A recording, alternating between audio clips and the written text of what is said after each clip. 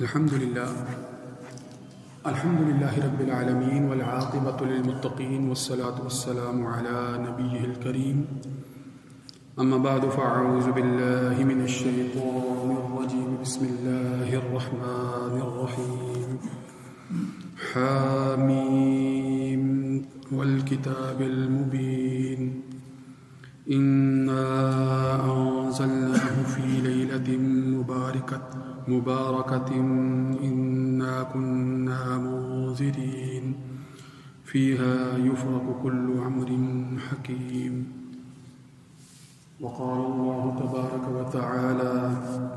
إن الله وملائكته يصلون على النبي يا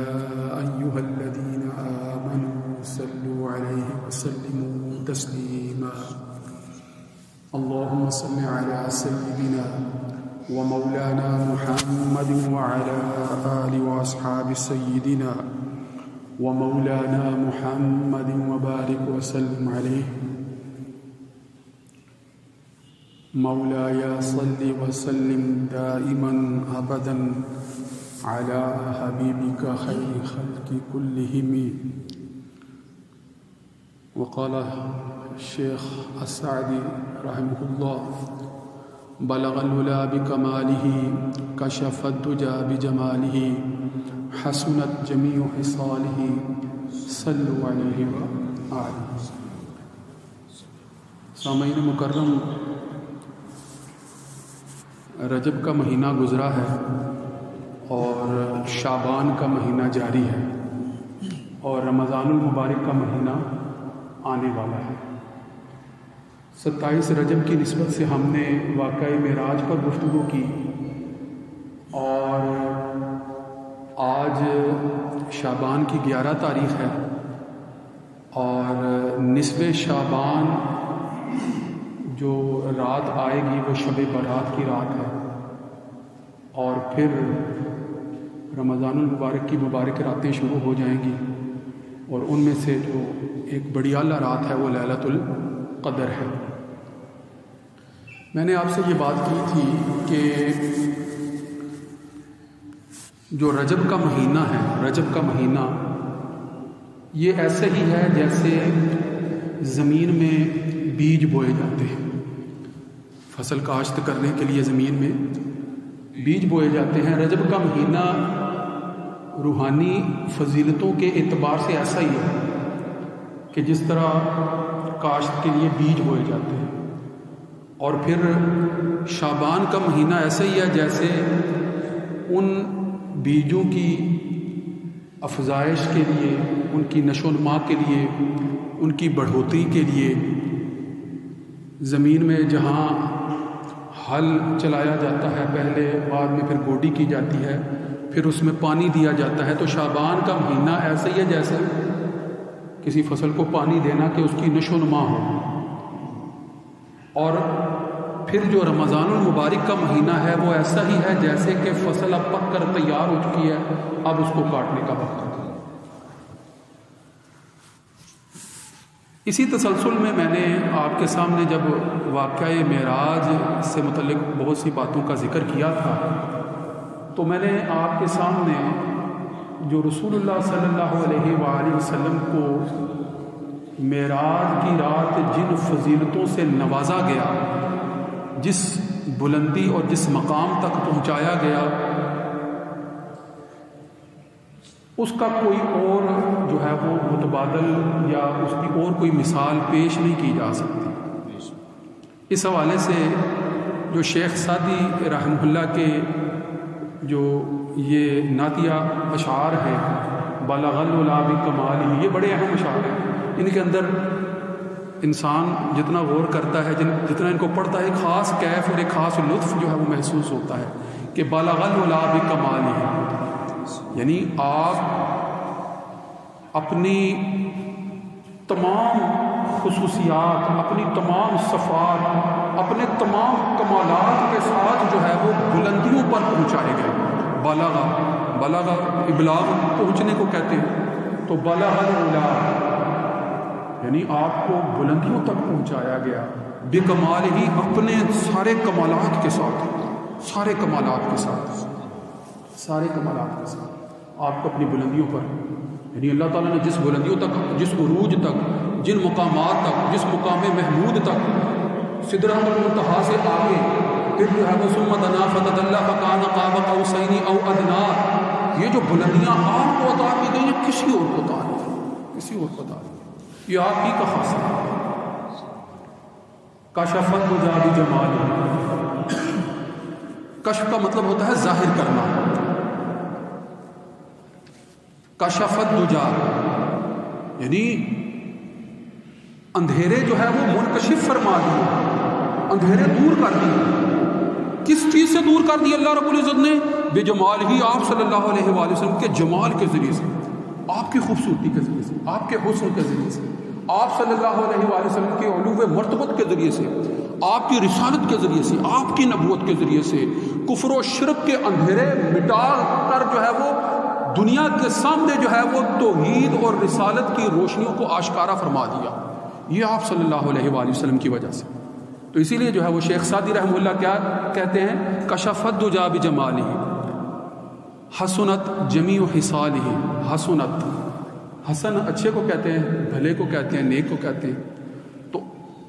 حسنت جمیع خصالہ، خصال خصلت، خصلت یعنی جتنی خوبیاں ہیں، جمیع خصالہ ساری کی ساری جتنی آپ صلی اللہ علیہ وآلہ وسلم کی خوبیاں ہیں ان میں ہر حوالے سے اچھائی ہی اچھائی ہے، خوبی ہی خوبی ہے، بہتری ہی بہتری ہے، بلائی بلائی ہے، رحمت ہی رحمت ہے، لوگوں کے لیے جو ہے وہ فضیلت کے پہلو ہی پہلو ہے۔ حسنت جمیع خصالہ، اور جب آپ صلی اللہ علیہ وآلہ وسلم علو مرتبت پر فائز ہیں، بلغ العلا بکمالہ، اور آپ صلی اللہ علیہ وآلہ وسلم نے جو ہے وہ ہر طرح کے اندھیروں کو جو ہے وہ مٹا دیا ہے، کشفت دجا بجمالہ، اور آپ کی خوبیاں بے پناہ ہیں، ان کا کوئی شمار ہی جب نہیں ہے تو پھر کیوں نہ صلو علیہ وآلہ، آپ صلی اللہ علیہ وآلہ وسلم پر بے پناہ درود بھیجا جائے، صلو علیہ، اور آپ کی آل پر جو ہے وہ بے پناہ درود بھیجا جائے، صلو علیہ وآلہ۔ اچھا، یہ اشعار تھوڑی سی ان کی میں آپ کے سامنے اور بھی کچھ روایات ہیں ان سے متعلق بڑی اہم ہیں، وہ بھی اس سے منسوب ہیں، وہ بھی میں آپ کے سامنے رکھتا ہوں تاکہ کچھ تھوڑی سی ضرافت طبع کا جو ہے وہ سامان بنے۔ حضرت امیر خسرو بڑے پائے کے شاعر ہیں، بڑے پائے کے شاعر، اور صوفیانہ شاعری میں ان کا ایک نام ہے امیر خسرو۔ انہوں نے نعتیہ کلام لکھا اور اپنے شیخ حضرت نظام الدین اولیاء کے سامنے اس کو پیش کیا۔ جب اپنے شیخ کے سامنے اس کلام کو، نعتیہ کلام کو لکھ کر پیش کیا تو خیال یہی تھا کہ کچھ نہ کچھ جو ہے وہ تحسین فرمائی جائے گی۔ تو شیخ فرمانے لگے کہ امیر خسرو تمہارا کلام عمدہ ہے، اچھا ہے، مگر سعدی کے کلام کا جواب نہیں ہے۔ یہ جو اشعار شیخ سعدی رحمہ اللہ کہتے ہیں ان کے متعلقہ کہ دل میں ان کی طرف جو ہے وہ متوجہ تھی، اور بار بار وہ شعر امیر خسرو جو ہے وہ پھر اگلی دن جو ہے وہ رات کو بیٹھ کر دوبارہ سے نعتیہ اشعار لکھتے ہیں اور زیادہ محنت کرتے ہیں، اور پھر اگلے دن جو ہے وہ آپ کے سامنے پیش کرتے ہیں اپنے شیخ کے سامنے۔ تو پھر وہی جواب ملتا ہے کہ ہاں یہ بھی تمہاری کوشش اچھی ہے، بڑا عمدہ کلام لکھا ہے، مگر شیخ سعدی کے کلام کا جواب نہیں ہے۔ اگلے دن پھر جو ہے وہ کوشش کرتے ہیں، محنت کرتے ہیں، اور زیادہ خوبی کے ساتھ کلام کے محاسن کو جو ہے وہ نکھارتے ہوئے، کلام کو اور زیادہ مزین کرتے ہوئے نعتیہ کلام جو ہے وہ پیش کرتے ہیں۔ پھر یہی جواب ملتا ہے کہ اس دفعہ بھی بڑا عمدہ لکھا ہے، بڑا اچھا لکھا ہے، اس پہ کوئی شک نہیں ہے، کلام بڑا اچھا لکھا ہے، مگر شیخ سعدی کے کلام کا جواب نہیں۔ بارہا اسی طرح جو ہے وہ ہوتا رہا، وہ کلام لکھ کر لاتے رہے، اور آگے سے اپنے شیخ سے یہ جواب ملتا تو بالآخر ایک دفعہ پوچھ ہی بیٹھے کہ آخر وہ کون سی بات ہے، وہ کون سی خوبی ہے، وہ کیا چیز ہے جس وجہ سے جو ہے میں اتنی محنت کر رہا ہوں، میرے کلام کو آپ وہ پذیرائی نہیں دے رہے جو شیخ سعدی کے اس کلام کو دی ہے۔ تو کہنے لگے اچھا پھر رات کو میرے پاس آنا۔ جب رات کو ان کے پاس جاتے ہیں، جب رات کو ان کے پاس امیر خسرو اپنے شیخ کے پاس جاتے ہیں تو شیخ ذکر و اذکار میں، وظائف میں مشغول تھے، اور جب امیر خسرو کو دیکھا تو کہا قریب آ جائیں، پاس بٹھا لیا. جب پاس بٹھایا اور تھوڑی سی توجہ فرمائی، شیخ کی توجہ سے جو ہے وہ پھر جو ہے وہ غیب کے پردے چاک ہوتے ہیں اور بہت سی باتیں منکشف ہوتی ہیں. روایات میں ہم نے یہ باتیں پڑھی ہیں، اس لیے ہم کا ذکر کر رہے ہیں. تو جب شیخ کے پاس بیٹھے تو پردے منکشف ہوئے اور محسوس ہوا کہ رسول اللہ صلی اللہ علیہ وآلہ وسلم کی بارگاہ میں بیٹھے ہیں اور صحابہ جو ہے وہ دو زانو آپ کے ارد گرد جو ہے وہ بیٹھے ہیں اور حضرت شیخ سعدی جو ہے یہ کلام آپ صلی اللہ علیہ وآلہ وسلم کے حضور سنا رہے. یہ منظر دیکھا تو اس منظر میں کیا تھا کہ حضرت شیخ سعدی جو ہے وہ جب کلام پڑھتے ہیں یہی کلام سناتے ہیں، بلغ العلا بکمالہ کشف الدجی بجمالہ حسنت جمیع خصالہ صلوا علیہ وآلہ. تو جب یہ کلام پڑھتے ہیں تو آپ صلی اللہ علیہ وآلہ وسلم مکمل ہونے کے بعد پھر کہتے ہیں کہ دوبارہ پڑھو شیخ سعدی، دوبارہ پڑھو. تو شیخ سعدی کیا کہتے ہیں؟ لبیک یا سیدی، میں حاضر ہوں، میں موجود ہوں، لہذا دوبارہ سناتے ہیں. جب پڑھتے ہیں پھر سناتے ہیں. تو جب یہ منظر اور یہ کیفیت امیر خسرو نے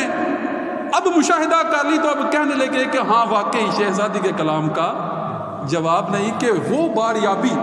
وہ شرف باریابی جو حضور صلی اللہ علیہ وآلہ وسلم کی محفل کے اندر بیٹھ کر ان کو کلام اور نعت پڑھنے کی حاصل ہے، یہ شرف تو چاہے میں جتنی مرضی محنت کر لوں مجھے حاصل نہیں ہو سکتا. تو اس لیے سوچ کر جو ہے وہ کہا کہ واقعی وہ جو مقام ہے، وہ جو کلام ہے اس کا پھر جواب نہیں. تو یہ مقام کیوں نہ ہو کہ رسول اللہ صلی اللہ علیہ وآلہ وسلم سے اس کلام کو خاص نسبت ہے. روایات میں آتا ہے کہ جب یہ پہلے 3 جملے، یہ 3 مصرے جو ہیں وہ موضوع کر لیے حضرت شیخ سعدی نے، بلغ العلا بکمالہ کشف الدجی بجمالہ حسنت جمیع خصالہ، جب یہ 3 مصرے موضوع ہو گئے تو اب چوتھا مصرع موضوع نہیں ہو رہا تھا. روایات میں آتا ہے کہ بیان کرتے ہیں کہ 3 مصرے تو جو ہے وہ لکھے، مگر اب جب چوتھا مصرع جو ہے وہ لکھنے کی کوشش کرتے تھے تو چوتھا مصرع جو ہے وہ موضوع نہیں ہوتا تھا، اس کے وزن کو جو ہے وہ نہیں پکڑتا تھا، بیٹھتا نہیں تھا، اس کو درست جو ہے وہ نہیں محسوس کرتے تھے. پھر دوبارہ لکھنے کی کوشش کرتے تھے، پھر جو ہے وہ اسی طرح. تو جب اسی جو ہے وہ الجھن کا شکار تھے کہ آنکھ لگ گئی، اور جب آنکھ لگی تو رسول اللہ صلی اللہ علیہ وآلہ وسلم کا دیدار نصیب ہوا اور آپ فرما رہے تھے کہ سعدی کیوں نہیں لکھتے کہ صلو علیہ وآلہ. تو جو شرف بازیابی اس کلام کو آپ صلی اللہ علیہ وآلہ وسلم کی بارگاہ سے حاصل ہوا ہے، اس کی وجہ سے اس کلام کا جواب نہیں. اس لیے جو ہے وہ آپ دیکھتے ہیں کہ ایسا کلام ہے کہ ہر ایک کی زبان پر جو ہے وہ جاری ہے، ہر کوئی جو ہے وہ گاہے بگاہے اپنی محفلوں میں، اپنی مجلسوں میں جو ہے وہ اس کو پڑھتا ہے. تو بات تو معراج کی نسبت سے ہو رہی تھی، تو معراج کا جو کہہ لیں کہ پیرایا بلغ العلا بکمالہ کے جملے کے اندر جو ہے وہ حضرت شیخ سعدی نے جو ہے وہ لوگوں کے سامنے رکھا ہے. واقعی جو ہے وہ جب بھی پڑھے، جب بھی اس پر غور کرے، لطف آتا ہے اور اس کی جو ہے وہ کیفیت پڑھنے والا ہی محسوس کرتا ہے. پھر میں نے آپ کے سامنے جو یہ بات رکھی ہے کہ شعبان کا مہینہ جو ہے، شعبان کا مہینہ، اس کے اندر اللہ رب العزت نے خاص برکتیں رکھی ہیں. اور قرآن مجید کی یہ جو آیت سورہ دخان کی پہلی آیت حامیم والکتاب المبین، حامیم جو ہیں وہ 2 حروف ہیں، حامیم. ان کو جو ہے وہ جتنے بھی حروف ہیں جن سے بعض صورتوں کا آغاز ہوتا ہے، الف لام میم ہو گیا، ہا میم ہو گیا، کاف ہا یا عین میم، یہ سارے حروف مقطعات کہلاتے ہیں. اور ان کے معنی کے متعلق حقیقت کیا ہے اس سے حقیقتاً کوئی بھی واقف نہیں ہے. یہ اللہ کی ذات جو ہے وہ بہتر جانتی ہے، اللہ ہی کی ذات کے شایان شان ہے، یا وہ جس کو اس کا علم عطا فرما دے. وگرنہ یہ ہے کہ کوئی ختمی معنی ان کے مقرر کرنے والا ہو، ایسا نہیں ہے. مگر بعض فقہا نے، بعض علماء نے ان کے بعض معنی کی طرف جو ہے وہ نشاندہی کی ہے. وہ نشاندہی ہو سکتی ہے، وہ اشارہ ہو سکتا ہے، مگر وہ حقیقی معنی کا تعین نہیں ہو سکتا. تو یہ جو اشارہ کیا ہے بعض مفسرین نے، تو انہوں نے لکھا ہے کہ ہا سے مراد جو ہے وہ وحی کے لفظ کی طرف اشارہ ہے، اور میم سے محمد صلی اللہ علیہ وآلہ وسلم کی طرف اشارہ ہے. تو ہا میم سے اشارہ اس وحی کی طرف ہے جو آپ صلی اللہ علیہ وآلہ وسلم کی طرف کی گئی ہے. مفسرین نے جو ہے وہ یہ ایک اشارہ لکھا ہے حقیقت میں واللہ عالم ہا کے معرف بے شمار ہیں، میم کے معرف بے شمار ہیں، مگر یہ ہے کہ ساتھ والکتاب المبین کے جو الفاظ آئے ہیں، ان الفاظ سے بھی یہ بات ظاہر ہوتی ہے کہ یہ جو کتاب مبین ہے یعنی قرآن مجید، یہ وہ وحی ہی ہے جو آپ صلی اللہ علیہ وآلہ وسلم کی طرف نازل کی گئی ہے، تو لہٰذا حامیم کو والکتاب المبین سے نسبت جو ہے وہ ثابت ہوتی ہے، اس لیے جو ہے یہ ایک معنی جو ہے وہ متعین کیا جا سکتا ہے۔ اب کتاب مبین کی قسم اٹھائی جا رہی ہے، اللہ کی کتاب والکتاب المبین، اور قسم اٹھا کر کہا کیا جا رہا ہے، انا انزلناہ، ہم نے اس کو نازل کیا ہے فی لیلۃ مبارکہ، ایک مبارک رات، لیلۃ مبارکہ۔ بہت سے مفسرین نے اس مبارک رات سے مراد لیلۃ القدر کی رات مراد لی ہے، مگر بعض مفسرین نے اس سے مراد 15 شعبان کی رات بھی لی ہے، یعنی نصف شعبان کی رات، جس کو ہم شب برات کہتے ہیں۔ شب برات کی فضیلت کو بیان کرنے کے حوالے سے اس آیت کا حوالہ اس لیے دیا جاتا ہے کہ آگے جو اس آیت کے اندر تھوڑی سی وضاحت ہے، اس سے اس کی طرف جو ہے وہ اشارہ ملتا ہے۔ وہ وضاحت کیا ہے؟ انا کننا منذرین، بے شک ہم ہی ڈرانے والے ہیں، منذر ڈرانے والے کو کہتے ہیں۔ تو اللہ رب العزت نے نبی صلی اللہ علیہ وآلہ وسلم کو جہاں بشیر بنا کر بھیجا ہے، خوشخبریاں سنانے والا، وہیں آپ کو نذیر بھی بنا کر بھیجا ہے، منذرین۔ اور کتاب مبین کے اندر جو ہے وہ بشارتوں کے ساتھ ساتھ جو ہے وہ قیامت کی ہول ناکوں سے ڈرایا بھی جا رہا ہے، اور قیامت کے دن جو ہے وہ اور آخرت میں جو ملنے والے عذاب ہیں ان کی نشاندہی فرما کر اس سے ڈرایا بھی کیا ہے۔ تو انا کننا منذرین، پھر آگے فرمایا فیہا یفرق کل امر حکیم، کہ اس رات میں ہر حکمت والے کام کا فیصلہ کیا جاتا ہے، ہر حکمت والے کام کا فیصلہ کیا جاتا ہے۔ رسول اللہ صلی اللہ علیہ وآلہ وسلم نے فرمایا کہ شعبان سے شعبان تک، یعنی ایک شعبان سے دوسری شعبان تک، اس سال میں جتنے بھی امور سر انجام پانے ہوتے ہیں ان کا فیصلہ کیا جاتا ہے، ان کا فیصلہ کیا جاتا ہے۔ اور مزید وضاحت کی کہ ایک شخص کی جو ہے وہ موت کا فیصلہ لکھا جا چکا ہوتا ہے اس حال میں کہ وہ اس وقت کر کیا رہا ہوتا ہے، وہ شادی کر رہا ہوتا ہے، بال بچے جو ہے وہ ان کی فکر کر رہا ہوتا ہے، اس تک و دو میں ہوتا ہے، حالانکہ اس کا فیصلہ موت سے متعلق جو ہے وہ لکھا جا چکا ہوتا ہے۔ حضرت عائشہ صدیقہ رضی اللہ تعالیٰ عنہ فرماتی ہیں کہ ایک رات میں نے آپ صلی اللہ علیہ وآلہ وسلم کو بستر پر موجود نہ پایا، تو وہ کہنے لگی کہ مجھے شک گزرا کہ شاید وہ کسی اور زوجہ کی طرف جو ہے وہ تشریف فرما ہوں، لہذا اٹھی اور نکلی۔ جب آپ صلی اللہ علیہ وسلم کے پیچھے گئی تو آپ صلی اللہ علیہ وآلہ وسلم جنت البقیع کے اندر، یعنی جو جنت البقیع جو صحابہ رضوان اللہ علیہم اجمعین کا قبرستان ہے مدینہ منورہ کے اندر، اس کے اندر جو ہے وہ آپ تشریف فرما تھے، اور آسمان کی طرف جو ہے وہ سر اٹھا کر دعا مانگ رہے تھے۔ پھر جب حضرت عائشہ رضی اللہ تعالیٰ عنہ کو دیکھا تو ان سے مخاطب ہو کر کہا کہ کیا تم یہ سمجھتی ہو کہ اللہ اور اللہ کا رسول تمہارے معاملے میں کوئی ظلم کا رویہ اختیار کریں گے؟ تو فرمانے لگی کہ نہیں، میرا یہ خیال نہیں تھا، میں سمجھی کہ شاید جو ہے وہ آپ کسی اور زوجہ کی طرف ہیں۔ آپ صلی اللہ علیہ وآلہ وسلم نے فرمایا کہ یہ نصف شعبان کی رات ہے، اس کی طرف اشارہ کر کے فرمایا کہ یہ وہ رات ہے کہ جس رات میں اللہ رب العزت آسمان دنیا پر تشریف لاتا ہے، آسمان دنیا پر آتا ہے، بنی نوع انسانی کی طرف متوجہ ہوتا ہے، آسمان دنیا پر آتا ہے، اور اس رات میں بنی قلب کی بکریوں کے بالوں کے مطابق جو ہے وہ اس تعداد میں لوگوں کی بخشش و مغفرت فرما دی جاتی ہے۔ اس قدر جو ہے وہ بڑی تعداد میں لوگوں کو اس رات میں بخشا جاتا ہے۔ تو آئندہ آنے والے چند دنوں کے اندر، یعنی آج 11 شعبان ہے تو 15 شعبان، آپ صلی اللہ علیہ وآلہ وسلم سے جو حضرت علی کرم اللہ وجہ کی روایت ہے وہ بڑی اہم ہے۔ اس ضمن میں ہم نے عمل کیا اختیار کرنا ہے اس کی طرف اشارہ کرتی ہے کہ حضرت علی کرم اللہ وجہ فرماتے ہیں کہ رسول اللہ صلی اللہ علیہ وآلہ وسلم سے جو ہے وہ مروی ہے یہ بات کہ جو نصف شعبان کی رات ہے، آپ صلی اللہ علیہ وآلہ وسلم رات کو عبادت فرمایا کرتے اور دن کو روزہ رکھتے، رات کو عبادت فرمایا کرتے اور دن کو روزہ رکھتے۔ اور پھر فرمایا کہ اللہ رب العزت اس رات کو آسمان دنیا کی طرف جو ہے وہ متوجہ ہوتا ہے اور پکار کر جو ہے وہ لوگوں سے مخاطب ہوتا ہے کہ ہے کوئی بخشش طلب کرنے والا میں اس کو بخش دوں، ہے کوئی رزق کا طالب کہ میں اس کو رزق عطا کروں. تو یہ جو ساری ندائیں ہیں یہ ساری رات جو ہے وہ جاری رہتی ہیں اور طلوع فجر تک جو ہے وہ آپ صلی اللہ علیہ وسلم نے فرمایا کہ اللہ رب العزت جو ہے یہ بخشش کے انعامات جو ہیں وہ لوگوں کو عطا فرماتے رہتے ہیں. تو آپ لوگوں سے جو ہے وہ گزارش ہے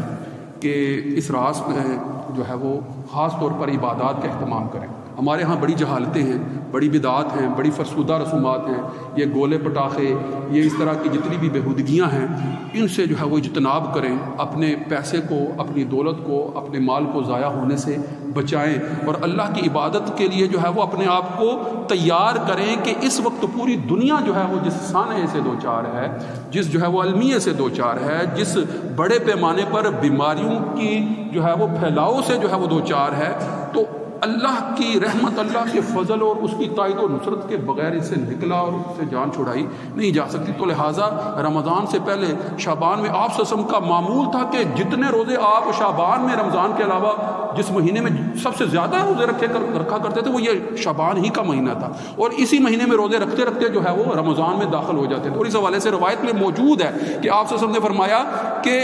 یعنی موت کا جب فیصلہ کیا جاتا ہے تو جب اللہ کے روبرو میرے متعلق فیصلہ کیا جا رہا ہو تو میری خواہش ہے کہ میں اس وقت حالت عبادت میں ہوں، روزے سے ہوں. تو اس لیے اس دن کے روزے اور رمضان شعبان کے مہینے کے اندر مختلف اوقات میں، مختلف دنوں میں، خاص طور پر یہ پہلے 15 دن کے روزوں میں جو ہے وہ خاص طور پر جو ہے وہ توجہ کرنی چاہیے. وآخر دعوانا ان الحمد للہ رب العالمین. سنت ادا فرمائیں.